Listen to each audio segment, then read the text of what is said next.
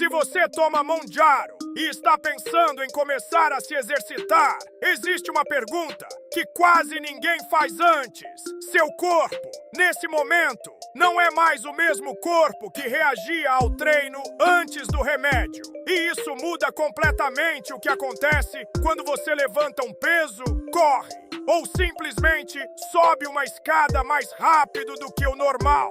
Hoje você vai entender o que realmente acontece por dentro quando exercício físico e Mounjaro se encontram no mesmo corpo. Fica comigo até o final, porque quanto mais a gente for fundo nisso, mais você vai entender porque esse é, provavelmente, o par mais poderoso e mais mal compreendido de todo o tratamento. Antes de qualquer coisa, este vídeo tem caráter informativo e não substitui a orientação do seu médico. Cada corpo responde de um jeito e qualquer início ou ajuste de rotina de exercícios durante o tratamento deve ser acompanhado por um profissional de saúde. Mas existe um padrão fisiológico bem documentado por trás disso. E é sobre isso que vamos falar. Vamos começar pelo que é conhecido. O Mounjaro reduz o apetite e desacelera a digestão. Isso significa, na prática, que você está comendo menos. E aqui está o primeiro ponto que pega muita gente de surpresa. Comer menos e se exercitar ao mesmo tempo é uma combinação que exige mais atenção, não menos. Quando o corpo recebe menos calorias, ele precisa decidir de onde tirar energia.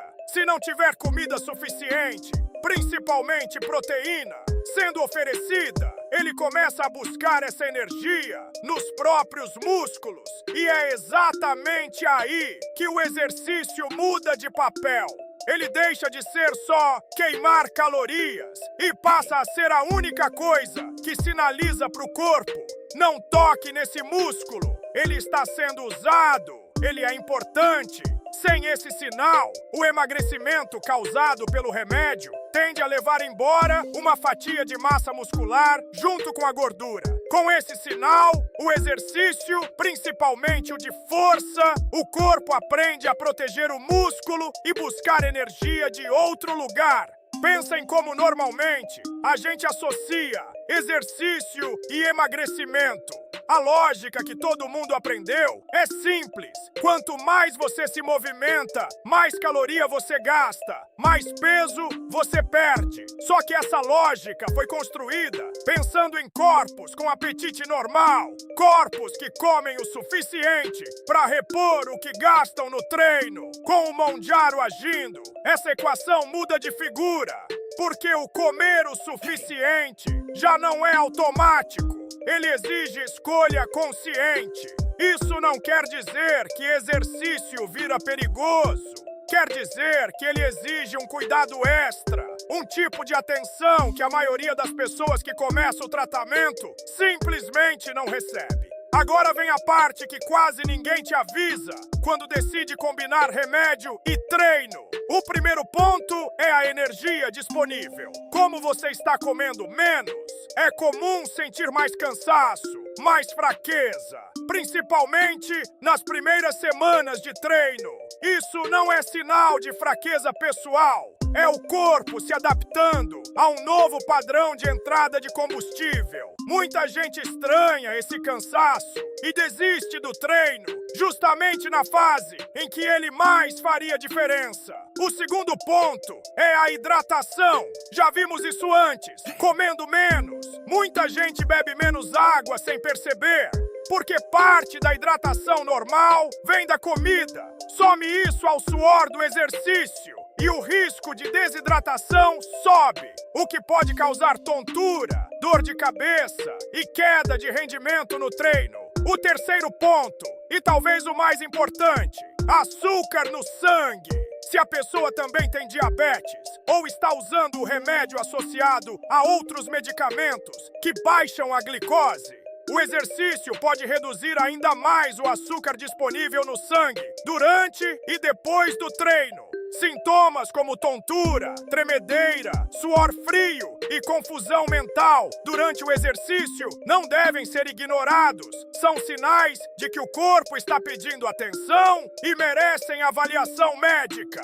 Aqui está o que quase ninguém percebe. O exercício, nesse contexto, não é só uma ferramenta para acelerar resultado. Ele é, ao mesmo tempo, um aliado e um fator que exige mais cuidado com o abastecimento de comida, de água, de descanso. Vamos aos números. Estudos com medicamentos da mesma classe da tirzepatida mostram algo consistente. Pacientes que combinam o tratamento com exercício de força preservam significativamente mais massa muscular durante o emagrecimento do que pacientes que emagrecem apenas com o remédio, sem atividade física.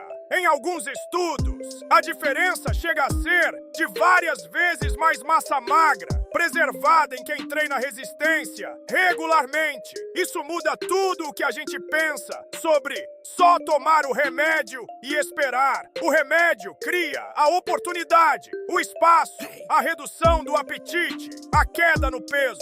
Mas é o exercício que decide o que exatamente esse peso perdido vai ser. Gordura ou uma mistura de gordura e músculo que a pessoa vai sentir falta mais tarde, na forma de força, disposição e metabolismo mais lento. E aqui está a escala saindo do controle. Pesquisas mostram que exercício de força regular também melhora a sensibilidade à insulina, ou seja, ajuda o próprio corpo a fazer parte do trabalho que o remédio está fazendo quimicamente. Remédio e exercício, nesse sentido, empurram na mesma direção. E aqui entra uma história real de um momento em que a ciência do exercício quase foi ignorada dentro da medicina do emagrecimento. Durante muito tempo, o foco dos tratamentos para a obesidade foi quase inteiramente voltado para a restrição calórica,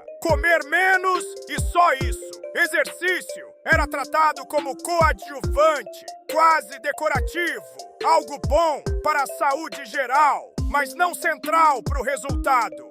Foi só quando pesquisadores começaram a estudar de perto o que acontecia com a composição corporal de pacientes em dietas de baixa caloria. Não só o peso na balança, mas o que exatamente estava sendo perdido, que a comunidade médica percebeu um problema sério. Muitos pacientes emagreciam, mas perdiam uma fatia enorme de massa muscular no processo, o que piorava o metabolismo a longo prazo e tornava mais fácil recuperar o peso depois. Essa descoberta, que parecia até contraintuitiva no início, como assim emagrecer pode ser ruim, mudou a forma como hoje médicos e nutricionistas orientam pacientes em tratamentos como o Mounjaro. O exercício de força deixou de ser opcional e passou a ser tratado como parte ativa do protocolo, não um extra. E é aqui que a coisa fica mais profunda do que só números na balança. Porque a diferença entre emagrecer e emagrecer bem não aparece só no espelho. Ela aparece 10, 20 anos depois, na hora de carregar uma sacola de compras, de subir uma escada sem cansar, de manter a independência na velhice. Massa muscular não é estética, é a reserva funcional que o corpo usa pelo resto da vida. Cada treino de força feito durante esse período não é só sobre o peso de hoje.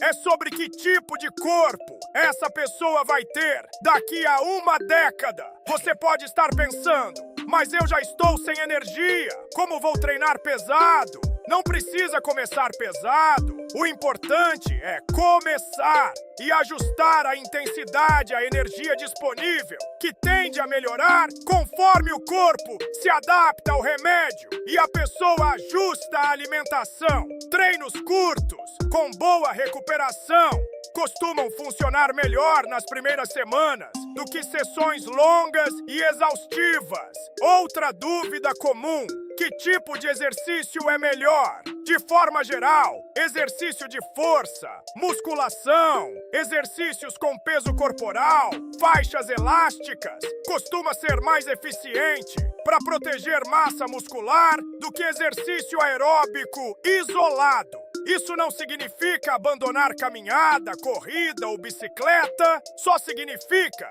que se o objetivo é preservar músculo, o estímulo de força não deveria faltar na semana. E aqui está o momento em que tudo se conecta. De um lado, o remédio, reduzindo o apetite, desacelerando a digestão, criando espaço para menos calorias. Do outro lado, o exercício, dizendo para o corpo exatamente o que fazer com esse espaço. Construir ou proteger músculo, em vez de simplesmente queimar tudo pela metade.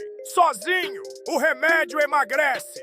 Sozinho, o exercício sem combustível suficiente cansa e frustra. Juntos, bem calibrados, com proteína suficiente, hidratação e ajuste de intensidade, eles fazem algo que nenhum dos dois faz sozinho. Transformam a perda de peso em uma reconstrução do corpo, não só uma redução dele. E talvez essa seja a virada mais importante de tudo isso. O Mounjaro não decide se você vai perder gordura ou músculo. Ele só cria a oportunidade. Quem decide, na prática, é o que você come e como você se move enquanto o tratamento acontece. O remédio abre a porta. O exercício é quem escolhe o que fica do outro lado dela.